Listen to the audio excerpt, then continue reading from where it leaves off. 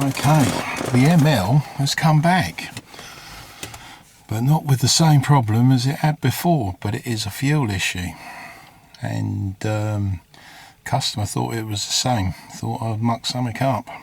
So, as I said, drop it off, let's have a look, let's do some testing. Let's see if I have mucked up. I'm only human, aren't I? So, had a couple of codes on it, which were, well, communication with the transmission and communication with the ABS, and I think that was caused by what the real problem is. And what happened is he was driving down the road and the vehicle just lost all power and cut out, just cut out. And I asked him, I said, did the light come on the dashboard, the engine management light? Because last time engine management light comes on because it's the fuel pressure's dropping, and he said no, it didn't come on. And fuel tank's fine, nothing wrong with that. So I've got two codes and I'm thinking, oh, we've got a CAN bus fault here. No. So I've gone back and I haven't seen this problem for a long time. And at the moment it's probably about, what, 20 degrees here at the moment. It's nice and warm. And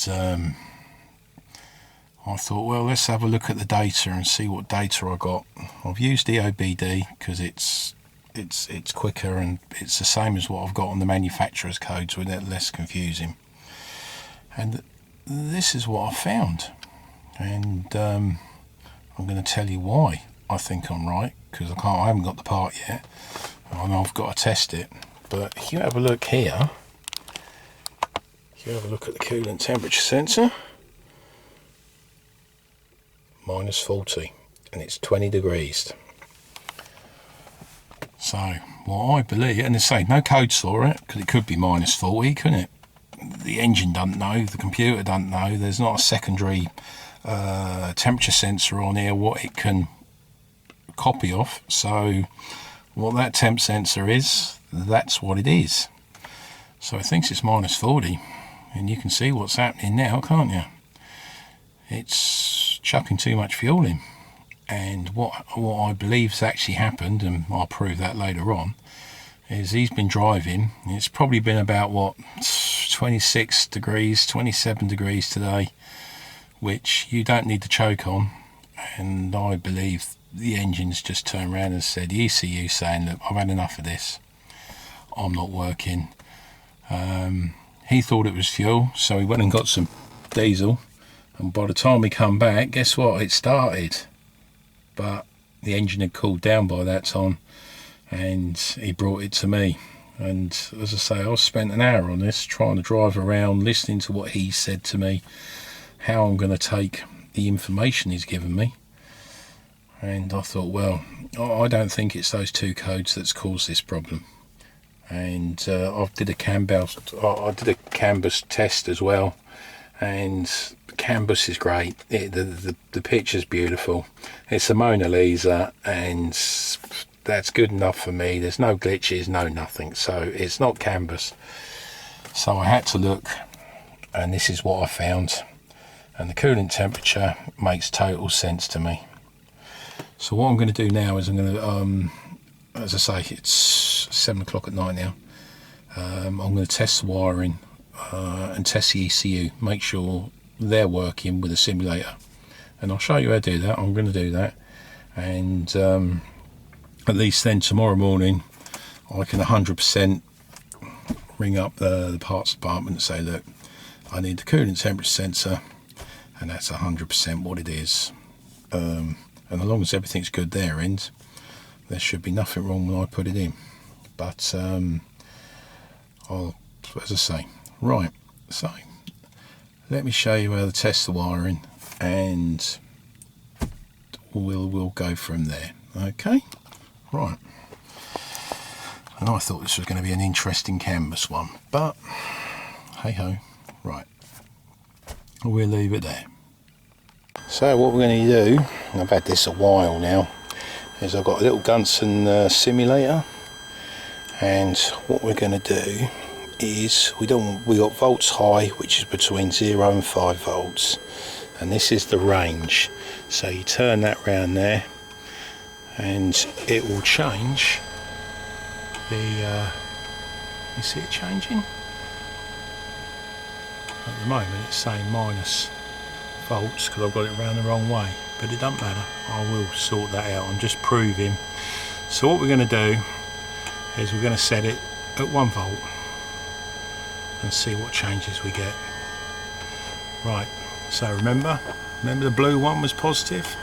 So what we're going to do, as I say, all I'm doing is checking my tools, make sure my tools are working, and then we're laughing. Right, so that one there and positive, it's the red one, and we're going to put that in there. Okay, something happens. Right, and what we're reading now, and if you remember rightly, let's have a look, get you back in here, let's have a look. Where is it? Coolant temperature sensor, can you see it? 24. Remember, now I'm gonna turn my simulator. You see it moving?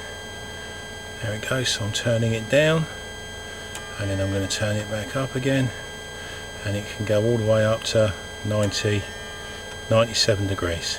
So what we've done is we've proved the wiring's fine, and we've proved the computer is fine as well, because it's adjusting to what that's doing is the same as what the coolant temperature's doing. So tomorrow I'm going to be ordering up a coolant temperature sensor, and I know it is the coolant temperature sensor, but I thought I'd show you that. I mean, it could save you getting parts and stuff which you don't need. It could be a wire, couldn't it? And you put that in there wondering why. I'm hoping it comes out as easy as it looks. No, but we'll work on that. Right, I hope that helps, and I'll show you when we got the new sensor in. Okay, another thing I've just thought about this coolant temperature sensor reading -40, and you'd think, well, hold on Trev, why didn't you have a look at the dashboard where the coolant temperature sensor is, or the coolant sensor? Well, let's have a look. Can you see my problem? This hasn't got one, and as I said, I could be in Alaska and it could be -40. It's only telling it what it is, but as I say, I'm not in Alaska, so it ain't that cold, but the car's doing what it's told, and the ECU is doing what the sensor's telling it. That's it, simple. So I thought that would help. Okay, we've got the coolant temperature sensor fitted. As I say, we did the testing, so we're quite happy with what we got. Here it is. Just temp. I think I broke it when I was trying to get it out. I don't know, it might have been there before, but as I say, that's the one that's failed. But this is the all important stuff of where I picked it up. No fault codes, no nothing, but we had no fault codes before. And as you can see, engine coolant temperature sensor 17 degrees, and it's bouncing backwards and forwards.